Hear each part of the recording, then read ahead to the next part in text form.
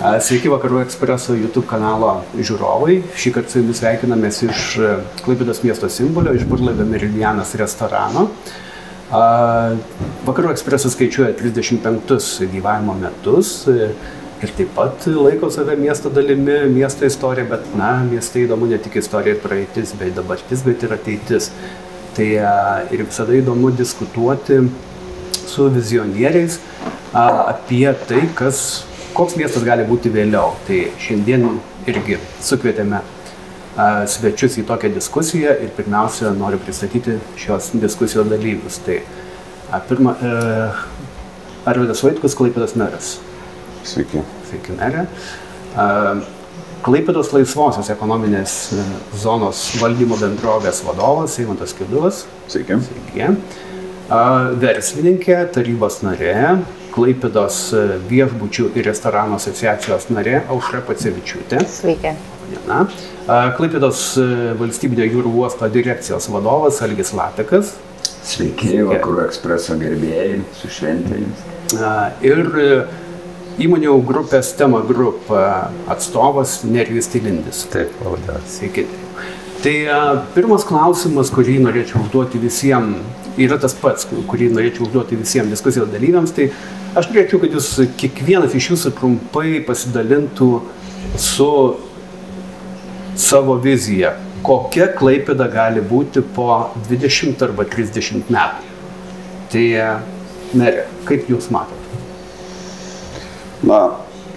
Lietuvoje turbūt kiekvieno miesto sėkmė ir pokyčiai priklauso nuo to, kaip gyvena valstybė. Ir manau, kad tokie svarbiausi aspektai, kaip vystysis ekonomika, mūsų gyvenimas, priklausys nuo to, kokie sprendimai bus priimami sostinėje. Aš kalbu apie tai, kad ką mes bekalbėtumėm, vienas iš svarbiausių tokių rodiklių, kuom yra žavingi miestai ir valstybės, tai yra šiuo metu, ką rodo pasaulio geopolitika, tai visų pirma, aišku, energetiniai kaštai, dėl ko vyksta šiuo metu didžiulis karas pasauliniu mastu. Ir aišku, kalbant apie konkrečiai Klaipėdos miestą, tai mes turim labai dvi didžiulės ekonominės zonas, ūkinės bendrijas didžiulės, tai yra uostas ir laisvoji ekonominė zona. Aš sakyčiau, kas liestų sąveiką, kad žmogus gyventų mieste oriai ir laimingai. Aišku, miestas pats turi atrodyti visai kitaip, tai ką mes ir darom pastaruoju metu. Mes keičiame miesto senamiesčio veidą, jis pasikeitė, taip sakyčiau, pakankamai drastiškai pozityviai, jau vien pastatant piliavietės vieną iš bokštų. Tai yra didžiulė ambicija po to 25 ar 30 metų, tikrai jau gal ir anksčiau, matyti visą atstatytą piliavietę. Manau, tai būtų Lietuvoje mūsų miesto išskirtinumas ir Baltijos jūroje taip pat. Aš manyčiau, kad reikėtų, kad tie planai, kurie dabar yra pradėti, vystant senamiesčio prieigas, turiuomenį tiek Memelio miesto, tiek Bastiono namų, tiek Trinyčių Malūno parko namų statybos, jos tikrai pakeis mūsų miesto veidą. Ir tai yra tiesiog sunkiai paaiškinami dalykai, kaip jie įmagnetina miestą, ypač jaunus žmonės. Dabar Lietuvoje turim didžiulį stygių medikų, įvairių profesijų, sričių žmonių. Ir jie, kada kalbasi ir kada mes juos kviečiam atvykti ir gyventi Klaipėdoje, kurti savo verslą arba įsilieti į esamą verslą ir miesto gyvenimą, jie visada kelia klausimą, kur aš gyvensiu.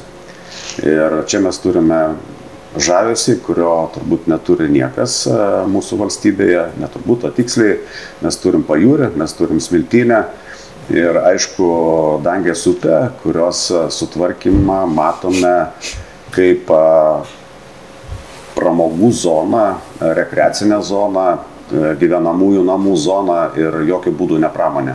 Pramonė turėtų būti pramoninėse rajonuose. Tai Dangės sutvarkymas nuo Žiočių iki Palangos tilto yra taip pat didžiulė ambicija ir aš manau, kad galbūt ir neprireikstų 25 ar 30 metų. Klaipėdoje su ekonomika tikrai bent šiai dienai yra visai neblogai ir lyginant, pavyzdžiui, 20 metus su 24 metų rezultatu, gyventojų pajamų mokestis yra išaugęs dvigubai. Ir tai rodo, kad mūsų miestas eina teisingų kelių. Okay. Miestas labiau apgyvendintas, miesto centras labiau apgyvendintas, pramoninėje zonoje, ar ne? Tai klausimas Eimontui tas pats, bet kaip jūs žvelgiat, ta pati Klaipėdos laisvoji ekonominė zona, ar ji bus kitokia, ar jos įtaka, jos santykis su miestu bus kitoks? Aš manau, kad man tas 20-30 metų truputį per tolimas laikotarpis, bandau įsivaizduoti, kur aš būsiu ir taip jau arti pensijos. Na, tai visiškai nesinorėtų, kad Klaipėda būtų pensininkų miestas, jaunų žmonių miestas. Zona tikrai bus kitokia ir mes ją matom per artimiausius 10 metų, kad tai yra integruota miesto teritorija, kad ten yra ne pramonė, ta prasme, kad ne vien tik pramonė, bet tai yra ir inovacijų centrai, ir ofisai, tai yra verslui reikės naujų sprendimų toje pačioje laisvoje ekonominėje zonoje. Ir mes tai ir judam, kad tai būtų ne fabrikų teritorija, bet tai būtų verslo miestelis, visom prasmėm. Patogus verslo miestelis, tiek dirbti, tiek būti šalia, tiek gal pailsėti po darbo su sportu ar kitom papildomam paslaugom. Kai jūs uždavėte klausimą, bandžiau žiūrėti viršų ir įsivaizduoti, kaip aš įsivaizduoju Klaipėdą, bent jau po 10 metų. Tai visų pirma įsivaizduoju ne tik miestą, bet ir regioną, nes Klaipėda man toks integruotas regionas. Klaipėdos miesteliai yra technologinės įmonės, techniniai centrai, inovacijų centrai, verslo centrai. Aplinkui yra daug vietos, kur galima žvejoti, poilsiauti, sportuoti, daug įvairių teritorijų, poilsio zonų. Tai šitas tokia integruota teritorija, jinai vis labiau turėtų artėti. Kaip Vilnius ir Kaunas artėja vienas prie kito, taip ir aplinkiniai miesteliai turėtų artėti prie Klaipėdos. Urbanistiškai norėtųsi kuo daugiau atverti teritorijų į marias, kad pasiekiamumas mariamis būtų iš įvairių vietų, ne tik pro Nemelio miestą praeinant arba šalia, bet ir iš pietinio rajono. Norisi, Klaipėda vienintelis miestas, kaip aš sakau savo Facebook'e, irgi vienintelis miestas, kur taip aiškiai matosi horizontas. Tai kuo iš aukščiau žiūri, tas horizontas tolesnis. Tai ta pirma juosta su aukštuminiais pastatais, jinai galėtų dar labiau prasiplėsti, kad tų horizonto vaizdų būtų kuo daugiau. Iš technologinės pusės, kadangi verslai keičiasi, norisi ir matosi, kad Klaipėda turės traukti technologinės įmonės, daugiau inovatyvias įmonės, ne vien tik gamybinius, arba jeigu tai bus gamybinės įmonės, tai spėkime, ar ten nebus vien tik tai robotukai, kurie surinkinės valdomi žmonių arba dirbtinio intelekto. Tikrai norisi, kad nebūtinai universiteto, bet universitetinio išsilavinimo įstaigų būtų taip 3 kartus daugiau, 4 kartus daugiau studentų. Ir ko dar labai norisi ir ko reikėtų matyti siekti, tai pasiekiamumą. Jeigu mes į Kopenhagą galim nuskristi per valandą, tai ir Vilnių reikėtų pasiekti per 1,5 valandos, tada ne per 3 valandas, nes į vieną pusę pasiekiamumas ir į kitą pusę pasiekiamumas galėtų būti toks pats, kaip 1,5 valandos nuo durų iki durų Kopenhaga, 1,5 valandos nuo durų iki durų Vilnius. O čia būtų geras pasiekiamumas į abi pusės. Ta patį, aš sakyčiau, tik užbaigiant paskutinis sakinys, galėtų būti ir suintegruojant tos Klaipėdos aplinkinius miestus. Šilutė, Palanga, iki pat Liepojos pasiekiamumas taip pat greitas, patogus ir nebūtinai savo automobiliu. Sakyčiau, po 10 metų jau neturėtumėm apskritai mieste naudoti nuosavų automobilių. Aušra, jūs atstovaujat paslaugų sektorių, ar ne? Šiame sektoriuje, apie kokias vizijas diskutuojama, arba jūsų galbūt asmeninė vizija, kokia bus ta Klaipėda po 20 metų? Mes dažnai su verslo bendruomenė padiskutuojam, kad norisi tokio atviro miesto ir jeigu žiūrėti po 20-30 metų, tai norisi to Klaipėdos miestas, kad būtų jis atviras, su gerai išvystyta vandens infrastruktūra, miestų žmonėms palankiomis prieigomis, dviračių takais ir dviračių tinklu, nes dabar ką pastebime statistiškai, 60% atvykusių žmonių, jie renkasi vandens miestus, kur būtų atviros vandens erdvės, prieigos, išvystytas paslaugų sektorius, didelis pasirinkimas renginių ir kažkaip matau, kad mes galim būti panašus į Budapeštą, į Prahą, į Amsterdamą, Kopenhagą, tiek vandens infrastruktūros išdėstymų, tiek dviračių tvarių požiūrių į miestą ir ta sinergija tarp verslo ir gyventojų. Panas Algi, jūsų vizija, ar joje yra uostas? Bet tai, kada mes apie uostą kalbam, mes turim suprasti, kad uostas yra ne vien Klaipėdai, uostas yra Lietuvos uostas ir matyt, visa Lietuvos ekonomika be uostų būtų visiškai kitokia ir jos padėtis bendram kontekste būtų kitokia.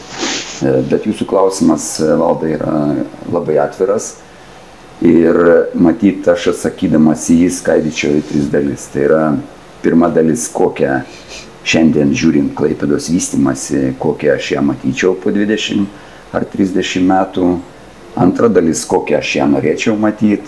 Ir turbūt pati svarbiausia dalis yra, kokią Klaipėdą po 20-30 metų norėtų matyti 15-30 metų šiandieniniai Klaipėdos gyventojai. Tai atsakant į pirmąją dalį, stebint rajono vystymasi, stebint jų greitį, jų ekspansiją, jų infrastruktūros vystymą, aš matau, kad Klaipėda tais metais turėtų susilieti su aplinkiniam teritorijom ir aš turiu labai didelę baimę, kad jeigu Klaipėda neįjungs aukštesnio bėgio, tai gali būti taip, kad to didelio miesto pavadinime Klaipėda nebus pirmoji. Tai mane tokia baimė apima.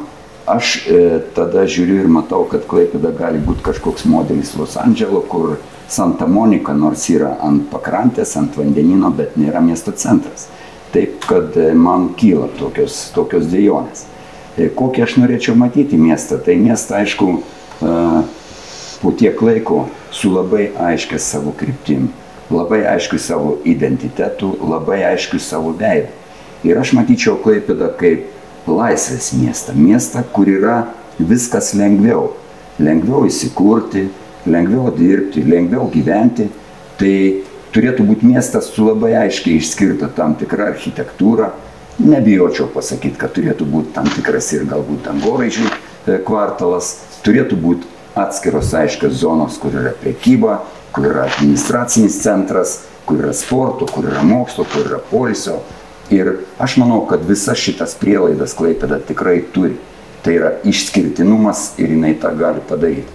O ką norėtų matyti 20, 15, 30 metų žmonės šiandieniniai, tai manau, kad jie tikrai norėtų matyti Klaipėdą kaip turizmo miestą, kaip inovacijų, investicijų miestą, kaip mokslo miestą, kur tu galėtum gauti mokslą, galėtum tikrai niekur neišvažiuojant čia įsidarbinti ir esant daugybei žmonių atvykstančių į miestą, tu galėtum turėti šurmulį šitam mieste. Tada, manau, niekas negalvotų, kur važiuoti pasitūsint į Vilnių ar dar kažkur, visi gyventų čia ir visi džiaugtųsi. Aš negaliu pasakyti už tos žmonės, ar jie norėtų autonominių automobilių gatvėse, ar jie norėtų, kad vietoj langų būtų ekranai ir tu galėtum įsijungti vaizdą, kokį tu nori, ar jie norėtų atsispausdinti pizzą printerių. Man sunku pasakyti, bet iš tikrųjų tie tokie žemiški, žmogiški dalykai, manau, jų norose yra. Tai aš matyčiau tokį dalyką. Ačiū. Matyt, su 15-mečiais ir 20-mečiais irgi reikėtų atskiros diskusijos. Labai gera idėja. Ponas Terijau, jūsų įmonė jau keičia miesto veidą. Keičia taip, kad neįmanoma nepastebėti. Tai kas bus po 20 metų? Ką jūs matot? Po 20-30 sunku pasakyti, arba taip sunku įsivaizduoti, galbūt kaip iš tikro bus. Na, ką noras būtų? Noras būtų, ką mes ir siekiam galbūt per tą savo veiklą, per tas statybas, padaryti miestą kitokį. Dabar miestas asocijuojasi galbūt iš Vilniaus pusės žiūrint kaip pramonės miestas arba kaip uostas, tik tai, kuriame, daugiau kaip ir, toks daugiau pramoninis miestas. Noras vis tik būtų, kad Klaipėda būtų tiek gera gyventi, tiek gera dirbti. Tai matyčiau kokią tą, kad aukštų technologijų pramonė įsikūrusi čia, kur tie darbuotojai galbūt daugiau laisvi pasileidę plaukus, taip sakyčiau, kuriems rūpė, tie, ką ir paminėjo tiek vandens sportas, tiek švarus oras, tiek naujos technologijos. Tai mes savo toj mažoje daly ir bandom tą kaip ir kurt. Ne vien tik tai savo tam kvartalė, o tas kvartalas nėra visai mažas. Jis yra vien tik mūsų dalyje apie 5 hektarus, bet jeigu įvertinus ir uostų direkcijos statomą dalį, ir krantines, ir Šiaurės rago tą tokią viešą erdvę, ten gaunasi apie 10 hektarų. Tai jau kaip nedidelis miestelis, kuris gali padaryti tam tikrą pavyzdį, kaip reikėtų viską padaryti, kad pritrauktų tuos jaunus žmonės iš kitų Lietuvos miestų. Kitas, ką matom galbūt ir į ką projektuodami ir statydami, į ką akcentuojamės, tai kad Klaipėda bus po tų 20-30 metų, arba siekis toks būtų kurortinis didmiestis. Ta kurorto paslaugas, kaip tokias spa, vandens sportą, vandens pramogas, ar prie vandens, ar ant vandens, galėtumėm pritraukti tiek iš Nidos, tiek iš Palangos, tiek iš visų aplinkinių tų rajonų ir miestelių, kad žmonės čia turėtų didesnį tikslą čia važiuoti, kadangi tai blogų oro, čia būtų kaip didmiestyje ženkliai daugiau paslaugų ir pramogų ir užsiėmimų, ką galima daryti kitų laikų. Tai čia aišku, infrastruktūra turėtų smarkiai prasiplėsti ir pritariu, kažkas paminėjo, kad apie tą pasiekiamumą. Tai aš irgi labai ką įsivaizduoju, kad pasiekiamumas tiek iš aplinkinių, tiek iš Palangos, tiek iš Šilutės, tiek iš iki pat Latvijos sienos, taip, Šventosios ar kažkur, tai tiek iš Vilniaus Kauno būtų ženkliai lengvesnis pasiekiamumas, greitesnis pasiekiamumas, kad Klaipėda priartėtų arba žmonės galėtų tais naudotis, tais privalumais jūros, vandens ir to gražaus oro. Ačiū tikrai visiems, tikrai geros vizijos, įdomios vizijos, bet mes žinom, kad su vizijom taip jau būna, ne? Kad jos arba įsipildo arba ne.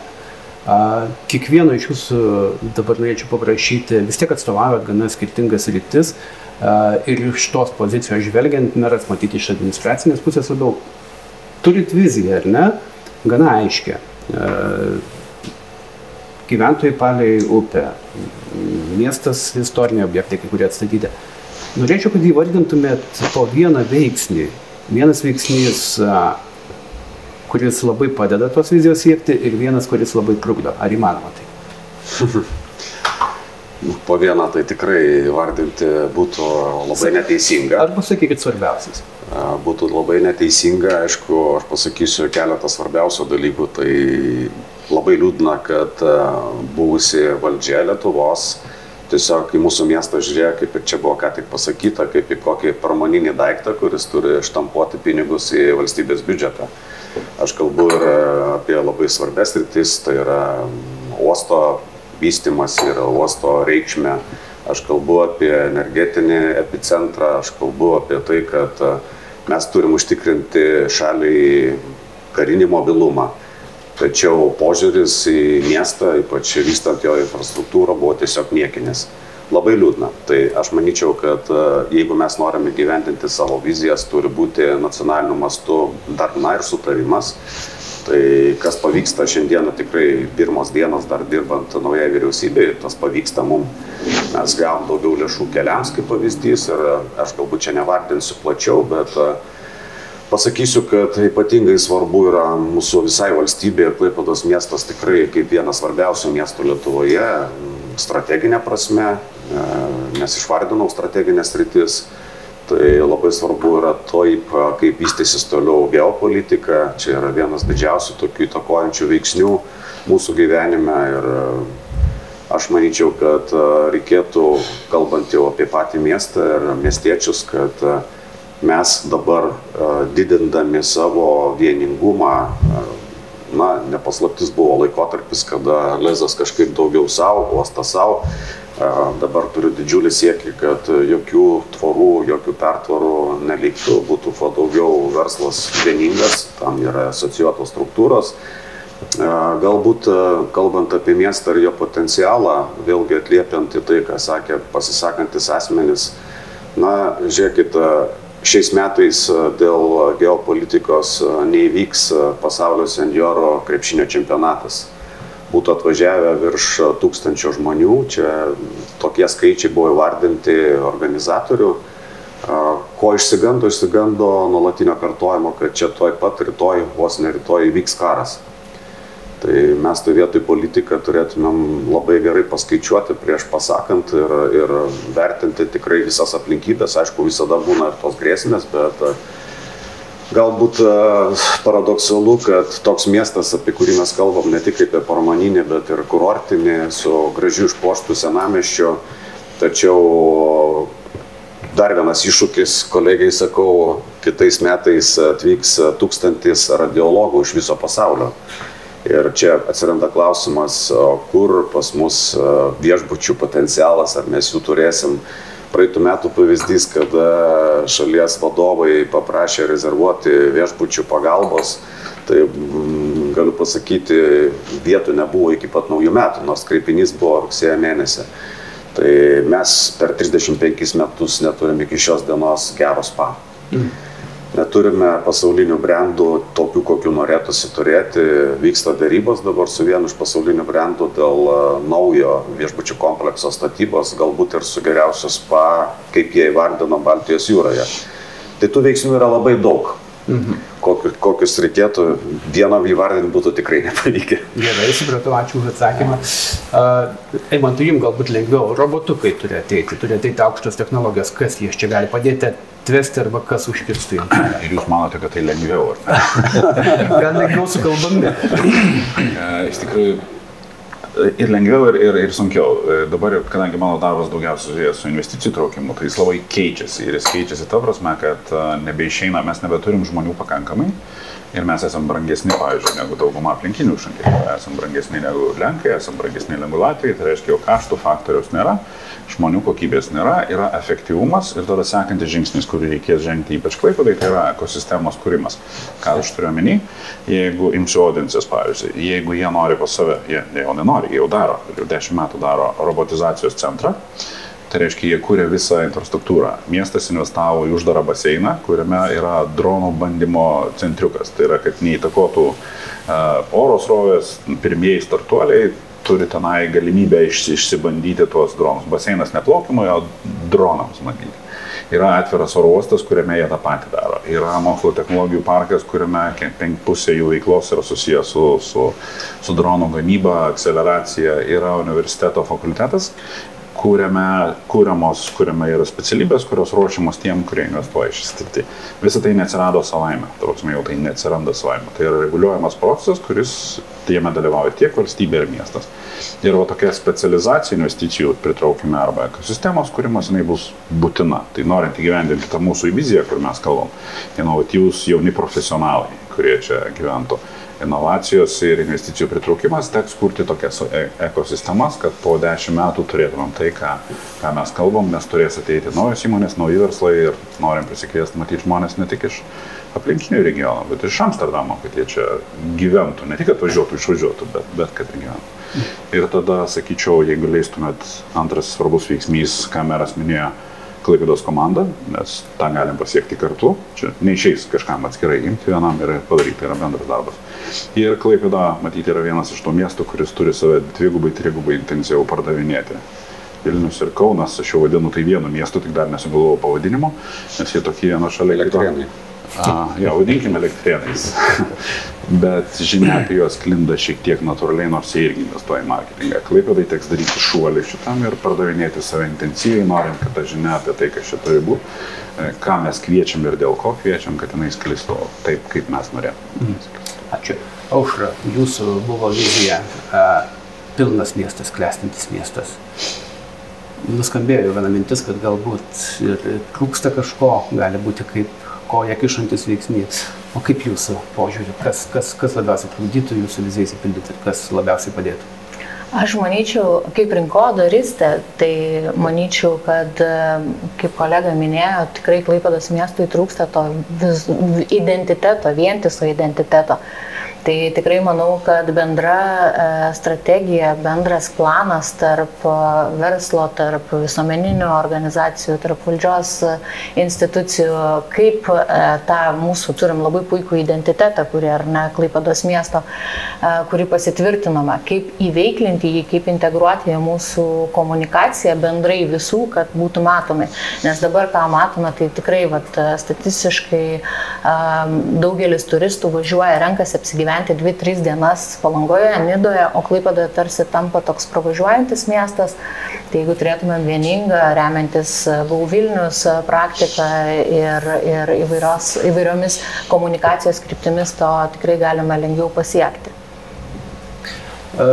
Panas Sergė, nežinau, ar paliekam 15-mečiam jų reikalus, be tos dalies, jūsų 2 vizijos įvardintos anksčiau. Kaip jūsų galva, kas tam trukdo, kas tam padeda? Čia tikrai nėra politinė laida ir aš tikrai nieko gink-dieve nekritikuoju, bet man atrodo, kad šiandien mums trūksta visiems čia gyvenantiem greičio, trūksta vieningumo, trūksta inovatyvumo ir šiandien turbūt ne Vilnius yra kaltas, kad jis Klaipėdą laiko pakraščiu, bet ko gero šiandien Klaipėda yra kalta, kad nesugeba Vilniui įrodyti, kad jinai yra ne pakraštys. Tai ir dabar šitoje laidoje mes daugelis pasisakė, kad netgi ekonominė zona, man truputėlį keista buvo, kad reikia kuo daugiau prieigų prie marių, panašiai, tai matyti čia būtų uostų sąskaita, bet to vieningumo nėra. Mes prašydami prieigų prie marių, aš negirdėjau iš niekur, kad būtų kitų kelių, kitų kampų prieinama, tai galbūt tada reikia laidavimo, kad mes turėtume kitas teritorijas. Nemačiau pasisakančių už pietinį uostą, nemačiau pasisakančių paskutiniu metu už išorinį uostą. Tai tokiu atveju mes einame tikrai turbūt nelabai gerą kryptimi, siekdami sunaikinti tą, ką turim, kas mums reikalinga, neplėstami kito. Bet čia turėtų būti vienybė ir toje vienybėje, matyt, mes turėtume tą rezultatą. Tai aš matyčiau tas kliūtis, aš tikrai matyčiau Klaipėdą ir ką galvočiau, jeigu 50 km greitis, kaip pavyzdį sakau, greitis Lietuvoje, tai Klaipėdoje padarykim 51. Tai bus išskirtinė. Jeigu biurokratas derina kažkokią tai mūsų dokumentą 30 dienų, jis gali atsakymą duoti. Tai padarykim, kai jis padarytų per 20 dienų. Tai mes turėsim kažkokį skambesį, kažkokį išskirtinumą ir tai nėra dalykai kažkie, kurie nepadaromi. Greitis čia taip tik paskiau, bet yra matyti daugelis dalykų, kuriais mes galėtume šiandien rodyti pavyzdį, kaip miestas, bet mums tikrai reikia labai didelės vienybės. Panas Eimantai, žinau, kad norėt replikuoti, bet leiskim užbaigti temą ir apie kliūtis ir padedančius veiksnius vizijoms. Nerijau, jūsų lengvai pasiekiamas miestas, ką jūs Na, ką susidurėme mes dabar, sakykim, bevystydami šitą pirmą etapą, bet ir žiūrėdami apie kitą teritorijos vystymą, kitos dalies vystymą. Na, reglamentavimas, taip sakysiu gal vienu žodžiu, tuo įstatyminis reglamentavimas, kuris, na, kaip pavyzdys įstatymas, statybos pasikeitė lapkričio mėnesį.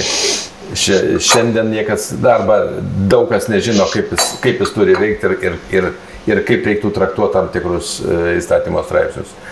Dabar susidurėm vėlgi, sakau, planuodami kitus etapus, tiesiog nežinom paskirtis, kaip keisis, kaip kas. Tiesiog tai čia yra centrinė gal dalis, kurios mes tiesiog turim apribojimus, kurių nelabai galim paveikti, arba tie mūsų pasakymai galbūt ne visada patenka. Galimybės matau iš to bendradarbiavimo dabar miesto ir to verslo bendruomenės, bandant vis tik pasiekti tam tikrus rezultatus ir tą Klaipėdą pakelt.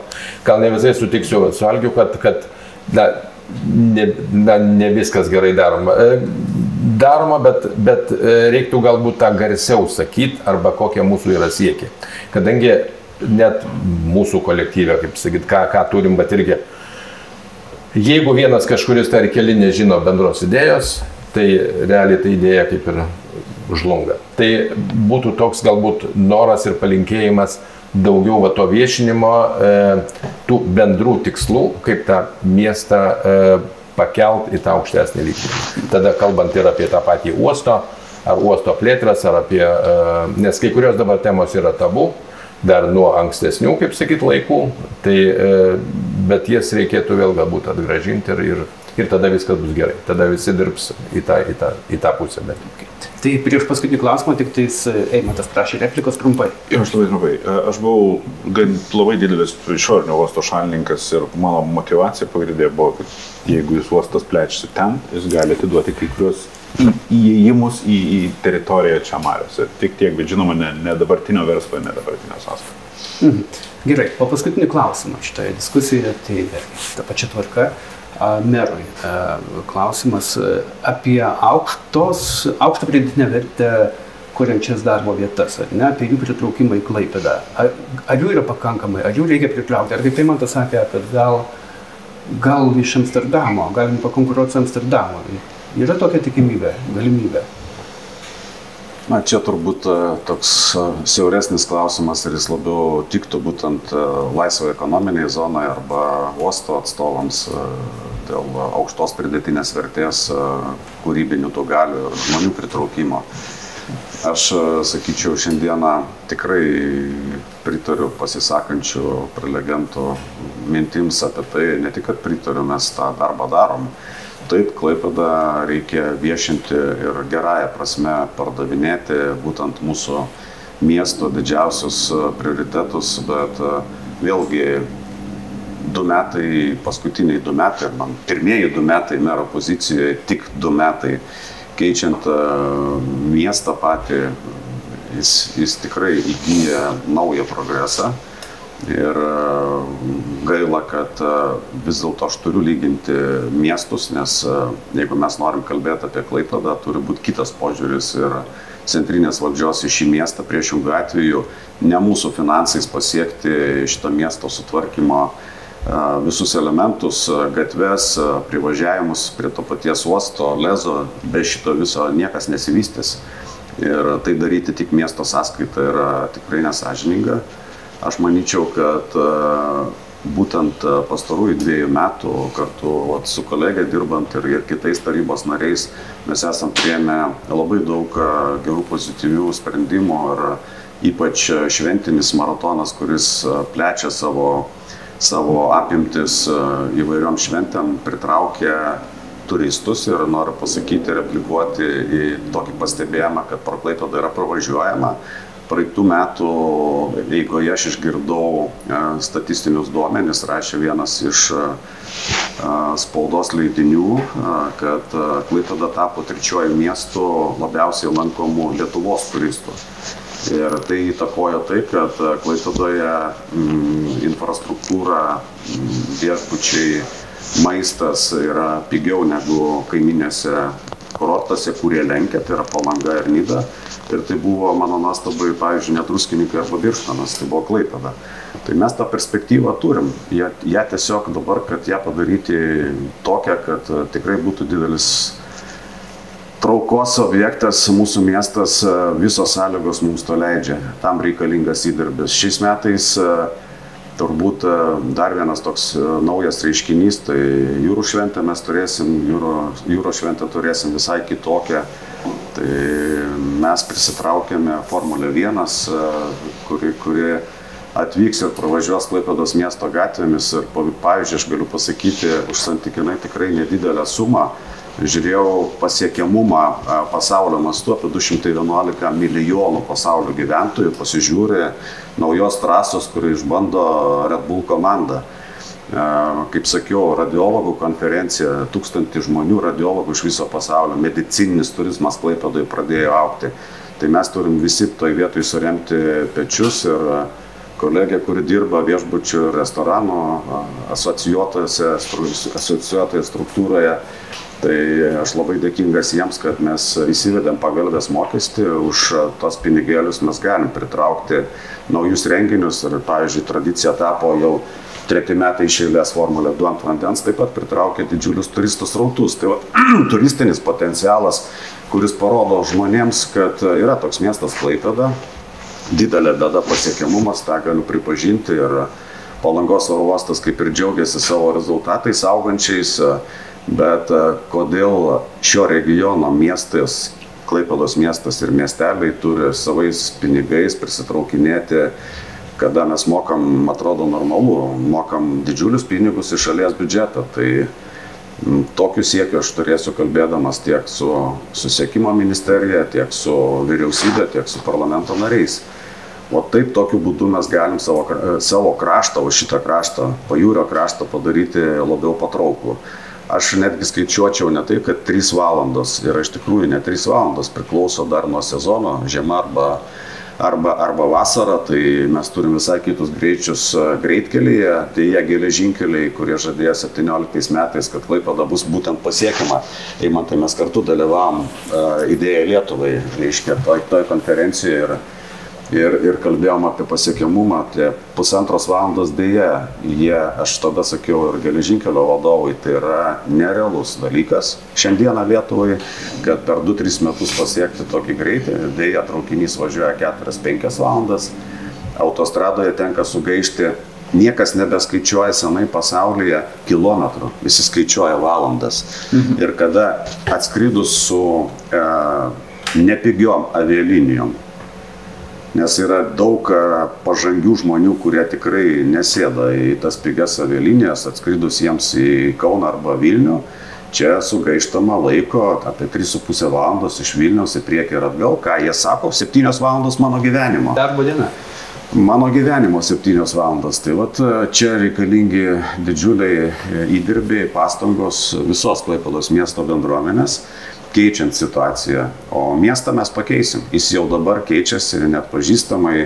Ir ne tik tai, ką sakė žmonės, bent man girdint politikoje, esant dabar 5 ar 6 metus nepilnus, kad merė, sutvarkykit parkavimą ir atgaivinkit senamiestį ir viskas čia bus gerai. Tikrai ne. To tikrai nepakaks mūsų miestui, girdint visus tos siekius, apie ką mes dabar kalbam. Taip, prieiga prie vandens aš taip pat išskirčiau kaip išskirtinumą, todėl kad mes kalbam apie pritraukimą žmonių, taip? Taip, mes kalbam apie žmonių pritraukimą ir pavyzdžiui, aš net nebijoju, kad toks projektas kaip Memelio miestas, Tema Group vystomas projektas arba dabar vystomas Bastiono namų projektas, jis pritrauks žmonės, kurie myli vandenį, kurie myli vandens pramogas ir aš ne iš vieno, kuris norėjo įsigyti nekilnojamą turtą, būtent jau dabar iš dabar statomų, jie klausia, ar būtų galimybė kažkur prišvartuoti ir savo laivelį. Nėra tie laiveliai, aš kalbu ne tik apie mega jachtas, superklasės jachtas, vieno lygio burlaivius. Tarp kitko, kitais metais mes reikia irgi pasidžiaugti, pirmą kartą Lietuvos istorijoje pritrauksim sportinių jachtų čempionatą Europos.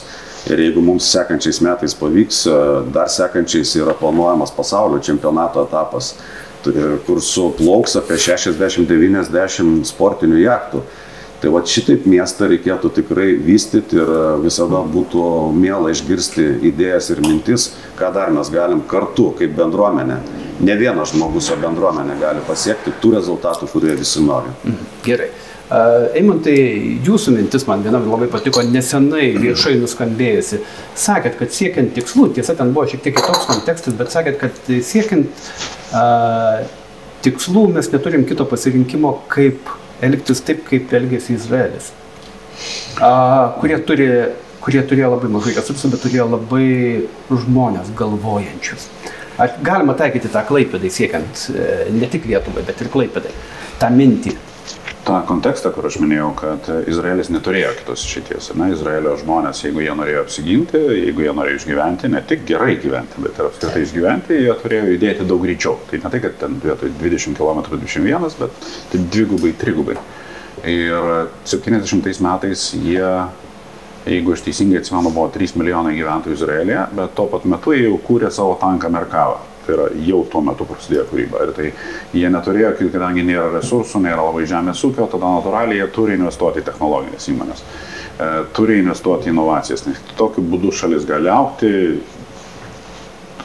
mokėti mokesčius, gerinti gyvenimo kokybę ir tuo pačiu apsiginti. Ir aš tą pavyzdį sakiau, kad mes dabar neturim geopolitiškai irgi kitos išeities, kaip tik tai investuoti į savo krašto gynybą ir dideliais tempais investuoti. Ir investuoti taip pat ir naujas technologijas ir inovacijas.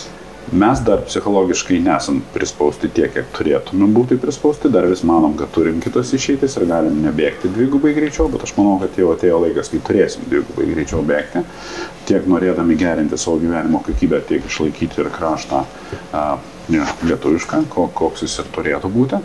Ir tada yra vienas iš didžiausių iššūkių, kaip pritraukti tas naujas technologinės vietas. Ta pavyzdį, kurį aš tada minėjau, kad tuo metu kaip tik vyko kariniai veiksmai Gazos ruože, bet Izraelis tuo pačiu pardavė savo vieną iš technologinių įmonių vis, jeigu teisingai atsimenu pavadinimą, už 32 milijardus eurų Google dolerių. Tai reiškia nauji mokesčiai, tai reiškia tie žmonės, kurie dirbo, jie ten gavo po 10, 8, 12 tūkstančių eurų atlygius. Ir tai yra tos naujos darbo vietos, kurias mums irgi yra noras ir motyvacija traukti čia. Bet tai yra vienas iš sudėtingiausių uždavinių, kadangi tokie žmonės turi labai daug pasirinkimų. Ir kai jūs sakėt, kad ar lezas, aš tokius žmonės arba tokias darbo vietas, jos nėra kažkaip mieste geografiškai pasiskirstę. Gali ofisas būti pas jūs, ofisų centre, nes jiems reikės vaizdo į jūrą tam tokiem. Ir jie gali kurtis tenai, jie gali kurtis vakarų laivų remonte, kur šalia visų technikų inžinierių gali pradėti kilti visokio dydžio pastatai. Tai čia jau nebe tiek, kad atskiri regionai Klaipėdos, bet pati Klaipėda kaip miestas, jie norės senamiestį kurti savo ofisus. Čia visas miestas gali augti iš to, bet paminėsiu pavyzdį, kuris mums nepasisekė. Mes nesunkiai prisitraukėme švedą vadovą į raudonųjų biotechnologijų įmonę, kurią buvom pritraukę, bet dėja dėl tam tikrų akcininkų sprendimų jie atsitraukė iš Klaipėdos. Tai nebuvo susiję nei su Klaipėda, nei su Lietuva, tiesiog akcininkai nusprendė. Bet kai ta įmonė ateidinėjo čia, visgi nedaug, 20 žmonių, bet vadovas švedas, kuris gauna švedišką algą Klaipėdoje, tai jis ir išleis čia taip švediškai. Vyr technologas yra Olandas, nes kitų specialistų nėra ir jiems Klaipėda tiko kaip lokacija. Bet čia yra maža įmonė, bet nuo tokių įmonių ir prasideda traukimas ir tų technologinių įmonių auginimas. Bet čia didelis iššūkis. Čia tikrai vienas didžiausių iššūkių. Aš jeigu galima dar tokį pastebėjimą, iš tikrųjų taip, žmonės daug metų teisingai sako, kad valstybė yra tiek greita, kiek mažai yra biurokratinių kliūčių. Ir Klaipėdos miestas yra tikrai neišimtis ir mieste reikėjo keisti labai daug ką. Technologinius procesus, projektų valdymą, galbūt net ir atskirų žmonės, kurie dėl vienokio ir kitokių priežasčių to tempo netlaiko. Ir geras pavyzdys, tai yra vėlgi zona, didžiulė zona Klaipėdos mieste, 110 hektarų šalia Lezo, kitoj gatvės pusėje. Tai mane labai sužavėjo projektų autoriai, kurie prieš 2 metus pradėjus dirbti mero pareigose, jie atėjo pakėlė didžiulį iššūkį ir šitas iššūkis jisai Klaipėdą padarys visai kitokią per maždaug 5, o gal net ir 10 metų, reiškia, nes pirmų 4 metų bėgyje jų įsipareigojimai yra investuoti apie 100 milijonų eurų, o 10 metų bėgyje iki 500 milijardo. Tai vat aš pasakysiu, kur yra miesto augimas ir kur tų gerai apmokamų darbo vietų potencialas. Būtent tokio lygio projektuose. 110 hektarų teritorija. Kas ten bus, mes pamatysim. Aš žinau, kad ten bus labai daug. Bus ir prekybinių centrų, ir bus pasaulinių brandų. Galbūt bus ir tam tikra labai nedidelė dalis surinkimų procesų. Dabar jau šitoj teritorijoje vystosi rekreacinės paskirties objektai, sportiniai objektai. Tai vat tokių potencialų mūsų mieste reikia ieškoti toliau. Ir tai yra miesto ateitis, kuri tampa žavia visų pirma jaunai kartai. Vienas labai svarbus rodiklis mūsų šalyje, mūsų miestuose, kiekvienais metais yra mažiau 5% žmonių. Ir šitoj vietoj vėlgi faktorius, kuris yra ypatingai svarbus, ne tik prisitraukti, kaip mes dažnai sakom, prisitraukti specialistus iš kažkur, bet kaip skatinti mūsų tradicinės šeimas, gimdyti daugiau vaikų ir džiaugtis visą tą aplinką. Kas tai gali padaryti? Tai visa visuma, apie ką šneka kolegos. Tai yra visuma, kuri yra labai svarbi jaunam žmogui nepalikti mūsų šalies, likti čia, gyventis ir džiaugtis gyvenimu. Aušra, iš jūsų pozicijos, paslaugų sektorius vėlgi, ne, kur jūsų galva atrodo neišnaudotas Klaipėdos potencialas? Labiausiai galbūt, kur akis kimba? Turbūt paslaugų plėtroje. Kodėl? Tokie, kaip suprantu, net ne tokia, kokios norėtųsi. Aš manau, kad čia toks daug metų jau turbūt Klaipėdoje galbūt įprasta mums. Mes esam tokie mažiau linkę dalintis bendromis vizijomis, dalintis idėjomis, dalintis mintimis, informacija ir tas iš tikrųjų uždaro daug kelių. Nes kartais geriau yra pasidalinti, ar ne, jeigu kažkokia įmonė mato miesto viziją vienaip ar kitaip, gali tos mintis sutapti, gali ir nesutapti, bet ir nebijoti kartais priimti daug sudėtingesnių sprendimų, bet mūsų bendro miesto labui. Ir kaip Algis minėjo, ar ne, mes galim turėti išskirtiną miestą, pavyzdžiui, ten laisvas miestas. Tai jeigu laisvas miestas, tai kodėl nepadarius pešiųjų promenadus, uždarius gatvę ar panaikinus tam tikrą parkingą, ar ne, padaryti jį tokį laisvą vaikščiojimui, mėgavimuisi. Ir tai nėra tarsi labai lengvas būtų procesas verslams, nes reikėtų prisitapti, tai yra žiūrėti, kaip veikia adaptuotis, bet po 2-3 metų mes matytumėm laisvės alėjos, galbūt pavyzdžius ir palankesnės, atviresnės miesto erdvės. Lygiai taip pat išskirtinumo paieškoti galbūt erdvėse, kurios galbūt irgi sudėtingos procesų metu, pavyzdžiui, ten Klaipėdos aerodromas. Ieškoti galimybių, kaip jį perkelti ir atverti 200 hektarų investicijoms, vandens infrastruktūra. Iš tikrųjų yra daug tokių sprendimų, kurie galbūt nėra lengvi, bet kartais pritrūksta tos bendros vieningos nuomonės, bendros vieningos vizijos ir komunikuoti tarpusavėje. Apie uosto komunikaciją geras klausimas. Paskutinis ponui Algiui. Uostas komunikuoja, kad uostas keičiasi, uostas transformuojasi. Uostą mes įpratę vertinti jo rezultatus pagal krovos kiekį. Tai yra svarbu, be abejo, kad yra svarbu. Sakykite, ar jūs įsivaizduojat, kad ateityje Klaipėdos uostas galėtų būti toks, kurio, pagrindinis rezultatas būtų skaičiuojamas kažkokiu kitu matu? Matot, iš tikrųjų taip yra turbūt 90% visų uostų, kaip greitis yra matuojamas kilometrais per valandą, myliom per valandą ar šviesmečiais, taip ir uostai didžiąją dalim matuojasi krovos apimtim, todėl kad uostų paskirtis yra jūrinė prekyba. Bet taip, turime išimčių uostų, kurie yra dedikuoti absoliučiai specialiem tikslam, tai gali būti kariniai uostai, tai gali būti pramoginiai uostai ir visi kitokie, kur tonų iš vis mes nerasim. Bet Klaipėdos uostas, turiu pasakyti, jisai šiandien turi maišytą modelį ir iš tikrųjų, jeigu pradėtume žiūrėti ne vien tik tai į tonus, kuo žinoma mes džiaugiamės, paskutiniu metu 51% beveik Baltijos visų uostų sudėjus rinkos, tai yra iš tikrųjų labai didelis rezultatas ir jį rodant, tu gali rodyti, koks uostas yra.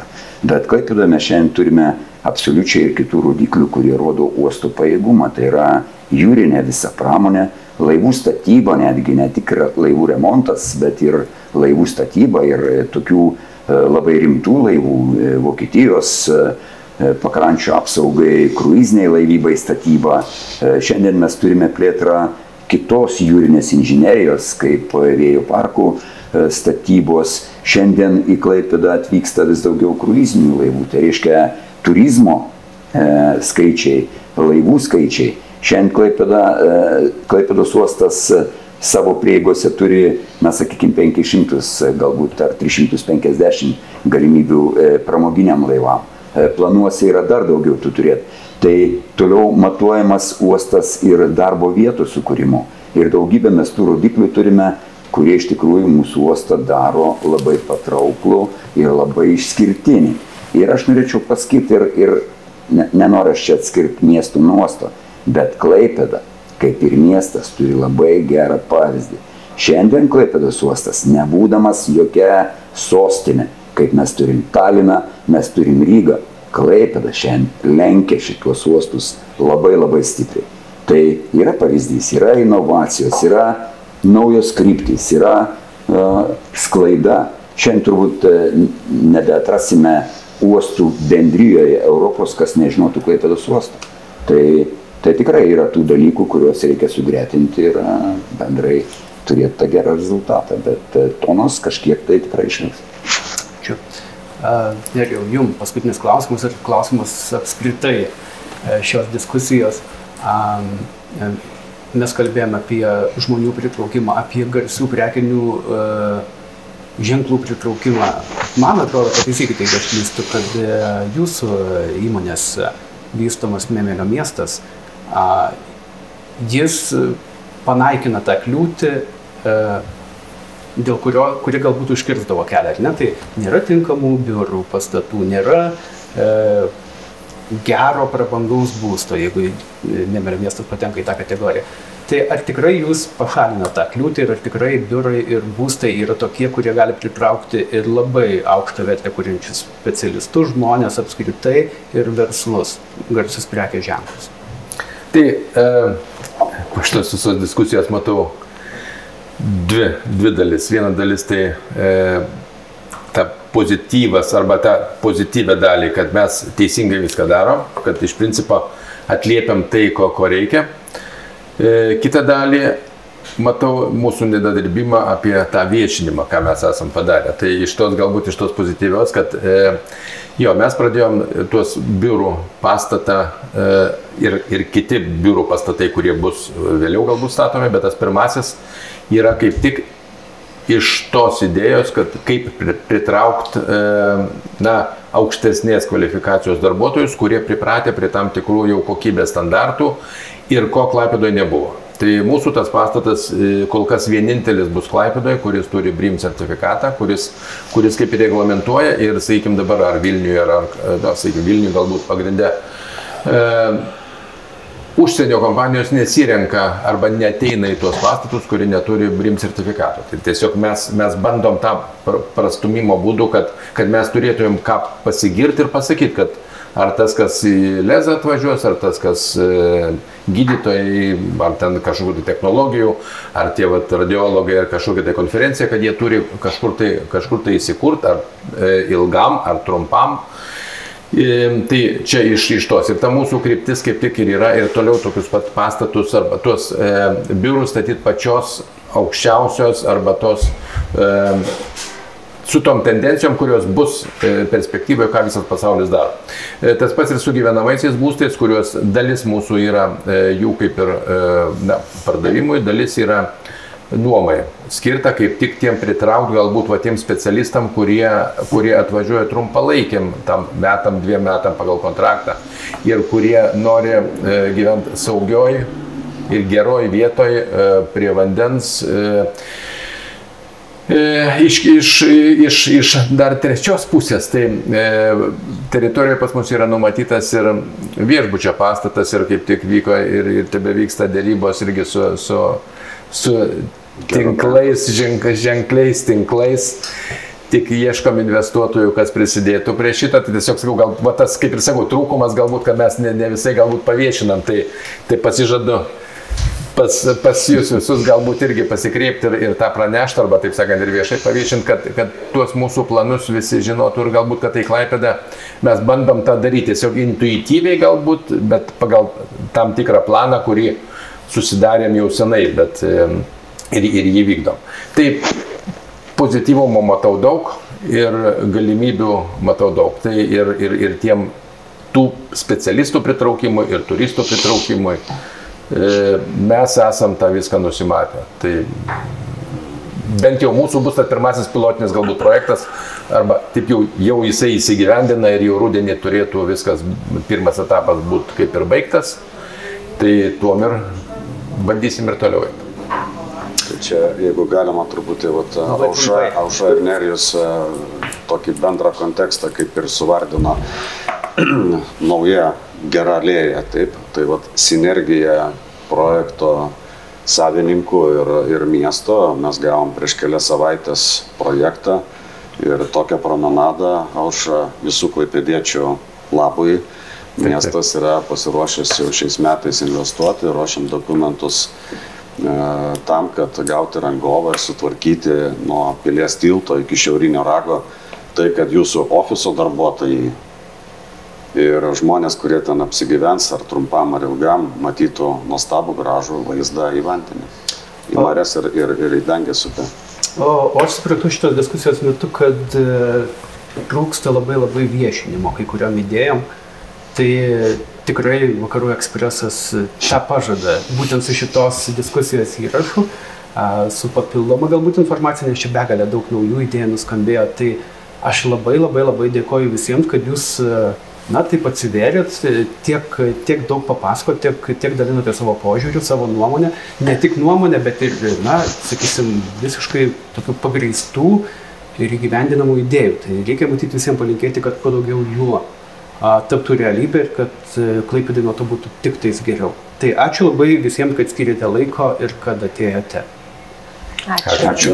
O aš taip pat dėkoju Vakarų ekspreso YouTube kanalo žiūrovams, dėkoju Meridiano komandai ir dėkoju svečiam ir iki kitų pasimatymų.